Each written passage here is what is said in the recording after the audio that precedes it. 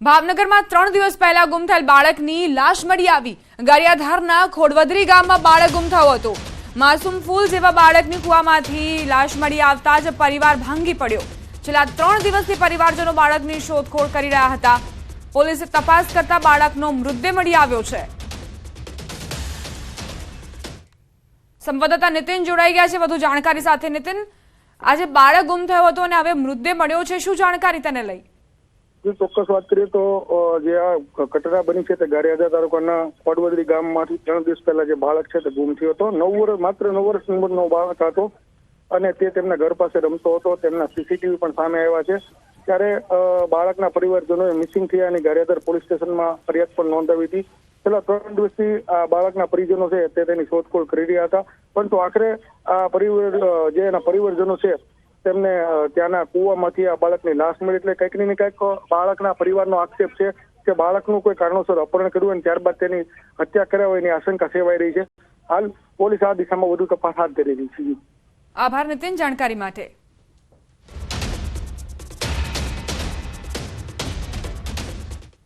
સુરતમાં મિત્રતા કેળવી યુવતી સાથે દુષ્કર્મ કરનારની ધરપકડ કરાઈ છે। નોકરી આપવાના બહાને આરોપીએ યુવતીને અલગ અલગ જગ્યાએ બોલાવી દુષ્કર્મ આચર્યું। આરોપીની બહેન પણ તેને મદદ કરતી હોવાનું સામે આવ્યું। યુવકના ચુંગાલમાંથી છૂટવા યુવતી તાંત્રિક પાસે ગઈ હતી। વશીકરણ કરી તાંત્રિકે 2,53,000 રૂપિયા પડાવી લીધા।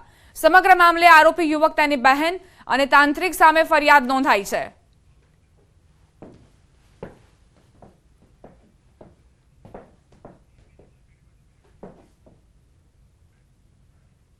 આ સાથે જ બુલેટિનમાં અત્યારે બસ આટલું જ। વધુ સમાચાર માટે આપ જોતા રહો ન્યૂઝ 18 ગુજરાતી।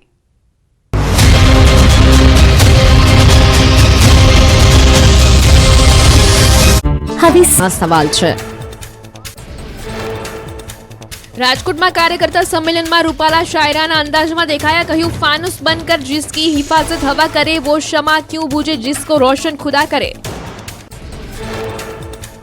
પરસોત્તમ રૂપાલાએ બોલેલી શાયરી પર રાજપૂત સમાજના કરણસિંહની પ્રતિક્રિયા, કહ્યું તમે બધું જોઈ લીધું છે તો ઉમેદવારી પરત ખેંચી લો। તમારા દરેક નિવેદનથી અમારો આક્રોશ વધી રહ્યો છે। આ શેર અને શાયરીનો સમય નથી। સુરતમાં ભાજપના ઉમેદવારનો અનોખો ચૂંટણી પ્રચાર। ઓલપાડ વિધાનસભામાં મુકેશ દલાલ બળદગાડા પર સવાર થઈને કર્યો પ્રચાર। ઉમેદવારની અનોખી સ્ટાઇલ બની ચર્ચાનો વિષય। મહીસાગરમાં રાજ્ય શિક્ષણ મંત્રી કુબેર ડિંડોરનો અનોખો અંદાજ જોવા મળ્યો। લગ્ન પ્રસંગમાં તલવાર હાથમાં લઈ પારંપરિક આદિવાસી નૃત્ય કરતા નજરે પડ્યા કુબેર ડિંડોર। સંતરામપુર તાલુકાના ભાનાશીમેલ ગામે નૃત્ય કર્યું। કાળઝાળ ગરમીથી લોકોને મળશે રાહત। હીટ સ્ટ્રોકના ડરથી લોકો બહાર જવાનું ટાળે છે, પરંતુ હવે 2 દિવસ ગુજરાતવાસીઓ માટે રાહતના સમાચાર છે। ગરમીથી આગામી 2 દિવસ મળશે મોટી રાહત। હવામાન વિભાગે આગાહી વ્યક્ત કરી છે કે 2 દિવસ અમુક વિસ્તારમાં પડી શકે છે કમોસમી વરસાદ। હવામાન વિભાગે આજે 11 જિલ્લામાં કમોસમી વરસાદ પડવાની વાત કરી છે, જેમાં વલસાડ, દાહોદ, છોટાઉદેપુર, નર્મદા, આણંદ, નવસારી, સુરત, ભરૂચ, અમરેલી, ભાવનગર, ગીર સોમનાથ ઉપરાંત દાદરાનગર હવેલીમાં વરસાદી માહોલ સર્જાઈ શકે છે। તો બીજી તરફ આવતીકાલે પણ હવામાન વિભાગે 5 જિલ્લામાં વરસાદની આગાહી વ્યક્ત કરી છે, જેમાં વલસાડ, નવસારી, સુરત, ભરૂચ, ગીર સોમનાથ, દાદરાનગર હવેલી અને ભાવનગરમાં વરસાદ થઈ શકે। જો વરસાદની વાત કરીએ તો ગુરુવારે ઉત્તર અને મધ્ય ગુજરાતમાં કમોસમી વરસાદ વરસ્યો હતો, તો દાહોદમાં કરા સાથે વરસાદ વરસતા લોકોને ગરમીથી રાહત મળી હતી। હવે આગામી 2 દિવસ વરસાદની આગાહીથી ફરી ખેડૂતની ચિંતા વધી છે। ખેડૂતો માટે ખૂબ સારા સમાચાર છે। આ વર્ષે રાજ્યમાં સારો વરસાદ થશે તેવી આગાહી અંબાલાલ પટેલે વ્યક્ત કરી છે। આ વર્ષે ચોમાસું કેવું રહેશે તેનું અનુમાન અલગ અલગ રીતે લગાવવામાં આવતું હોય છે। સામાન્ય રીતે લોકવાયકા એટલે ટીટોડીના ઈંડા ક્યાં મૂક્યા તેના પરથી ચોમાસું કેવું રહેશે તેનું અનુમાન લગાવવામાં આવતું હોય છે।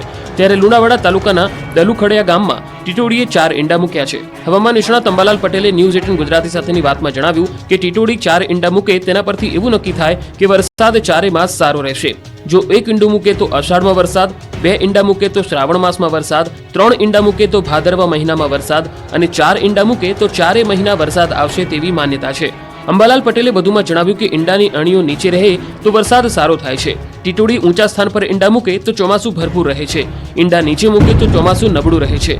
સૂકા તળાવ વચ્ચે ઈંડા મૂકે તો ચોમાસું નબળું રહે છે। એટલે કે આ વર્ષે ખેડૂતો રાજી થશે તેવી આગાહી છે। फानुस बनकर जिसकी हिफाजत हवा करे वो शमा क्या बुझेगी जिसको रोशन खुदा करे। ક્ષત્રિય સમાજના વિરોધથી ઘેરાયેલા પરસોત્તમ રૂપાલાએ શાયરાના અંદાજમાં કાર્યકર્તાઓને મોટી શીખ આપી છે. વિવાદ અંગે પહેલીવાર જાહેર મંચથી કાર્યકર્તાઓને ધૈર્ય અને સંયમપૂર્વક વર્તવા રૂપાલાએ શીખ આપી. હાથ જોડીને રૂપાલાએ કાર્યકર્તાઓને વિનંતી કરી કે વાતાવરણને ડહોળવાના પ્રયત્નો થઈ રહ્યા છે. મને રાજકોટના મતદારો પર ભરોસો છે. સાથે રૂપાલાએ 100% મતદાન કરવા આહવાન કર્યું છે. તેમણે કહ્યું કે મને પાકી શ્રદ્ધા છે કે રાજકોટના મતગણતરીના આંકડા જ્યારે પ્રસિદ્ધ થશે ત્યારે કેટલાક મારા ગૌરવશાળી કાર્યકર્તાઓના બૂથના નામ એમાં 100%ના મતદાનમાં આવશે. તો બીજી તરફ વજુભાઈ વાળાએ પણ રૂપાલાની તરફેણ કરતા કહ્યું કે ભૂતકાળ ભૂલી જઈ આપણે રૂપાલાને 2 લાખની વોટની લીડથી જીતાડીશું. બીજી તરફ ક્ષત્રિય સમાજે હજુ પણ રૂપાલાને માફ નથી કર્યા. 16મીએ રાજકોટમાં રૂપાલા ફોર્મ ભરશે. આ પહેલા તેઓ રાજકોટમાં સભા યોજશે. તો ક્ષત્રિય સમાજ પણ મહાસંમેલનની તૈયારીમાં છે. સંસદને બહુ હોય છે.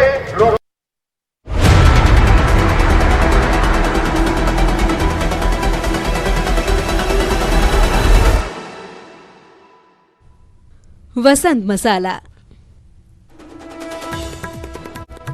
મહેસાણાના એઠોર મંદિરે વર્ષફળના શુકન જોવાયા. ચોમાસાના વહેલા આગમન સાથે આ વર્ષે વરસાદ સારો રહેશે. વર્ષફળનું શુકન જોવાયું. ભારતના 7 ગેમર્સ સાથે પીએમ મોદી કરી ચર્ચા. ભુજના તીર્થ મહેતા પણ સામેલ. પડકારો અને કયા સુધાર કરી શકાય તેની પર ચર્ચા કરાઈ.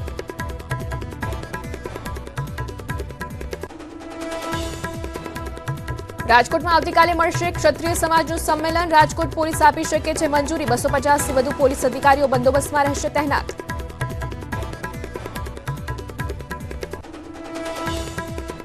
નમસ્કાર, સમાચાર સુપરફાસ્ટ સાથે હું છું શ્રુતિ શાહ અને મહત્વના સમાચારો પર નજર કરીએ. વડોદરાના સુભાનપુર અતિથિગૃહ નજીક પેટ્રોલ પંપ પર બબાલ. કાર આગળ લેવાનું કહેતા બબાલ થઈ હતી તકરાર. રોષે ભરાયેલા કાર ચાલકે તેના સાગરીતોને બોલાવી અન્ય કાર ચાલકને માર્યો માર. દિલ્હીમાં સીલમપુર વિસ્તારમાં જાહેરમાં ગોળીબાર કરી હત્યા. રસ્તા પર ગોળીબાર કરી એક શખ્સ ફરાર. સમગ્ર ઘટનાના સીસીટીવી સામે આવ્યા. અમદાવાદના રામોલમાં 2 લોકો પર જીવલેણ હુમલો. એન્ટ્રી કર્યા વિના અંદર જતા રોકતા થઈ તકરાર. સિક્યુરિટી ગાર્ડને માર મરાતા લોકો દોડી આવ્યા. ગાર્ડને બચાવવા જતા 2 યુવકો પર હુમલો કરાયો. જીવલેણ હુમલો કરાયાના સીસીટીવી સામે આવ્યા. પંચમહાલના જાહેર રોડ પર લાગેલા બોર્ડને લઈને વાહન ચાલકો મૂંઝવાયા. ગતિમાં રહો, સલામત રહોનું લાગેલું છે બોર્ડ. આગળના રસ્તા પર 2 વળાંક હોવા છતાં આ પ્રકારના બોર્ડ લાગતા તંત્ર સામે સવાલ. છોટાઉદેપુરના બોડેલી નજીક હાઈવે પર એક દારૂડિયાની ધમાલ. નશામાં ચૂર એક વ્યક્તિ જાહેર રોડ પર સૂઈ જતા ટ્રાફિકની અસર. અંદાજે 2 કલાક સુધી રસ્તા પર રહ્યો ચક્કાજામ. પંચમહાલના હાલોડ નગરમાં ભૂગર્ભ ગટર યોજનાનું કામ. માથાનો દુખાવો. ભૂગર્ભ ગટર યોજનાના ખોદેલા ખાડામાં વધુ 2 ટ્રક ફસાઈ. ટ્રકોને ક્રેન મારફતે કાઢવામાં આવી બહાર.